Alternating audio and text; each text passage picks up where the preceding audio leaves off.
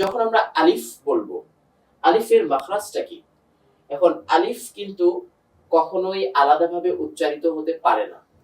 আলিফ যখন আমি কোনো শব্দে অথবা কোন একটা হরকত দিয়ে আমাকে উচ্চারণ করতে হবে, সেই উচ্চারণটা কিন্তু চলে যাবে হামজার দিকে। তখন আমাকে বুঝতে হবে যে হামজা।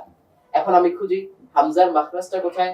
হামজার মাখরাজ ছিল হলকের শুরু, তো হামজা জবর আ, এইভাবে পড়তে পারি।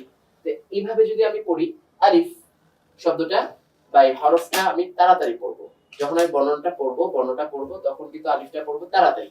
আলিফ আলিফ এইভাবে বারবার চর্চা করব এবং আপনারাও চেষ্টা করবেন আমার সাথে সাথে আমি যেভাবে বলছি সেটাকে আবার বলতে, আমার সাথে সাথে বলতে।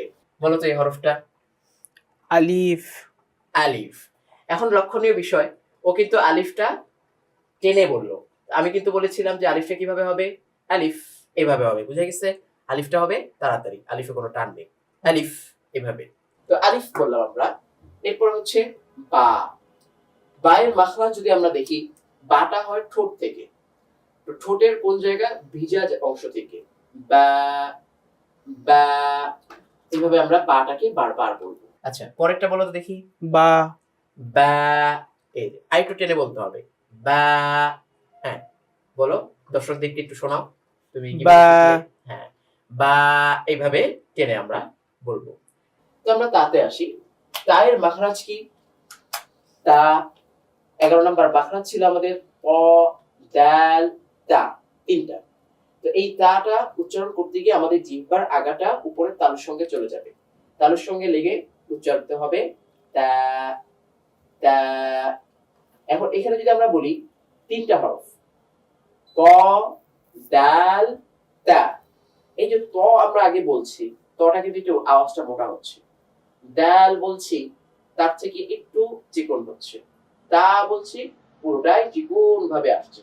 এই যে হরফের একটা ভিন্নতা, এই ভিন্নতাটাকে বলা হয় সিফাত। সিফাত মানে কি?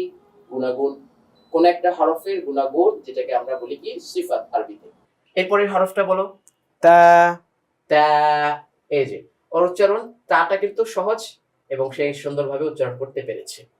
তো তা আমরা উচ্চারণ করে ফেললাম। এবার যদি আমরা সাতে যাই, সা, জিহ্বার আগাটা এসে দাঁতের আগার সঙ্গে লাগবে। জিহ্বা যেন বাহিরে বের না হয়, এটিকে খেয়াল রাখতে হবে। জিহ্বাটা সবসময় ভিতরে থাকবে, ভিতর থেকেই সামনের উপরে দাঁতের আগার সঙ্গে গিয়ে লাগবে। এরপরেরটা সা। হ্যাঁ, সা উচ্চারণ করে সে আমাদেরকে শোনালো।